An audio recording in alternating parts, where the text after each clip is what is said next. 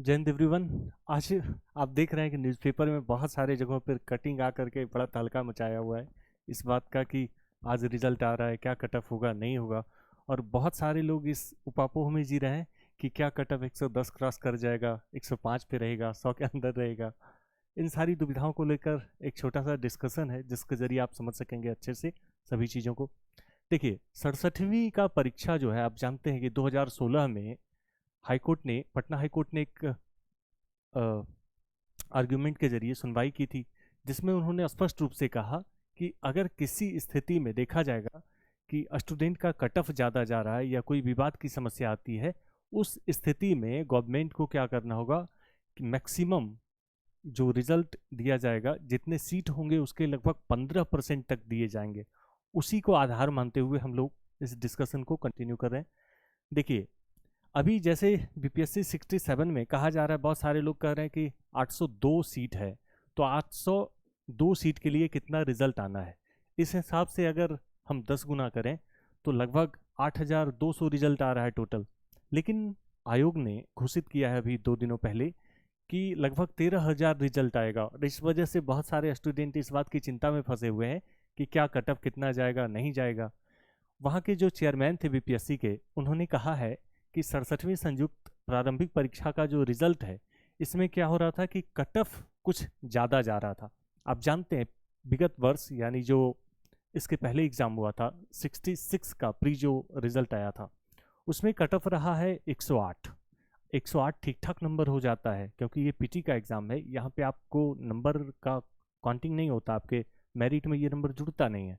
इसलिए 108 नंबर अगर दिया जा रहा है, मतलब पीटी में 108 नंबर पे रिजल्ट दिया जा रहा है, तो ये एक बड़ी दुविधा है कि जो लोग सिर्फ मेंस पे डेडिकेटेड होकर तैयारी करते हैं वह पीटी में ही छट जाते हैं। इसीलिए उसको स्टिक डाउन करने के लिए आयोग ने इस बार एक रणनीति अपनाई, जिसके अंतर्गत उसको हर हाल में तोड़ना है कि 108 से नीचे इन्हें आना है। ठीक है, जो 71% का कट ऑफ जा रहा है इनका पीटी में, उसको तोड़ने के लिए इन्होंने क्या किया है कि लगभग 13,000 रिजल्ट करने की बात कही है।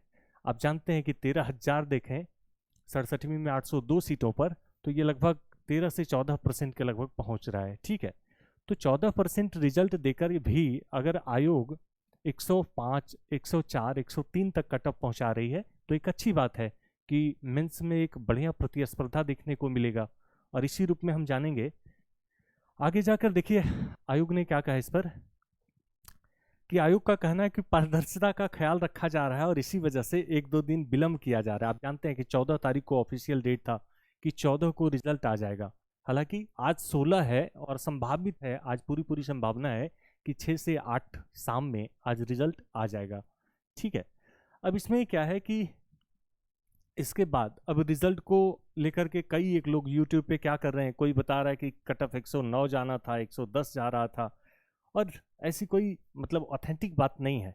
जबकि आप जानते हैं पिछली बार 108 कट ऑफ गया था, और 108 कट ऑफ जाने की वजह से क्या हुआ कि मेंस में बहुत सारे लोग वैसे लोग शामिल हो गए जो सिर्फ और सिर्फ वनडे एग्जामिनेशन की तैयारी करते थे।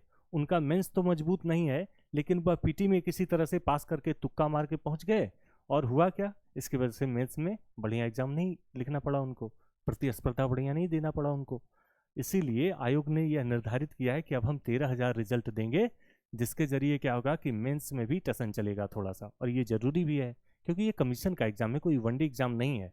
ठीक है, इसीलिए जो परीक्षा के नियंत्रक महोदय हैं, उन्होंने क्या कहा कि अब 13,000 रिजल्ट दे करके हम लोग क्या करेंगे कि फिर 29 दिसंबर को, आप जानते हैं इसका मेंस होना है, जैसे दिसंबर के आखिरी सप्ताह में इसके मेंस होने की बात कही जा रही थी, लेकिन उसको भी उन्होंने बोला कि यह भी संभावित है, क्योंकि किसी भी वजह से अगर हमें इसमें डिले करना पड़े तो आप किसी प्रकार की आपत्ति में ना रहें और इस बात की एश्योरिटी में ना रहें कि इसका जो मेंस का एग्ज़ाम होगा वह दिसंबर में ही होगा। अगर किसी प्रकार की स्थिति बनती है तो हम मेंस का डेट भी एक्सटेंड कर सकते हैं, जैसे लास्ट वीक ऑफ दिसंबर में होना है।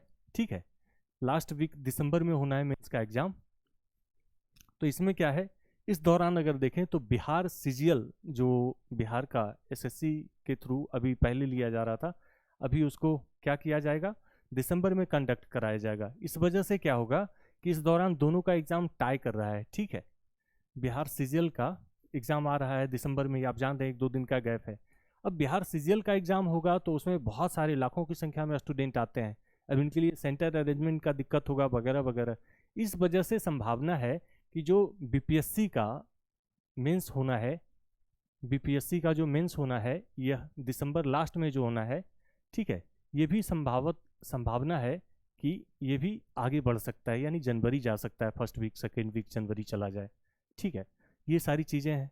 और आप जानते हैं कि 14 नवंबर को पहले रिजल्ट होना था, मतलब आज 16 नवंबर है, तो आज संभावित है कि रिजल्ट आ जाएगा। इस पे चेयरमैन महोदय ने इसलिए लगा दिया था, हमने पहले भी समझा दिया, ठीक है। अब रिजल्ट अगर आ रहा है तो उसको चेक कैसे करना है, बहुत सारे लोग को मैं बता दूं कि ये रिजल्ट चेक कैसे होता है। देखिए 2-3 प्रोसेस है। कई एक तो नोटिफिकेशन के जरिए आपके पास उस दौरान भी नोटिफिकेशन आते रहते हैं जिसके जरिए आप चेक कर सकते हैं, नहीं तो ऑफिशियल वेबसाइट जो है वो www.bpsc.bih.nic.in पर लॉगिन करके आप अपना रिजल्ट देख सकते हैं, ठीक है।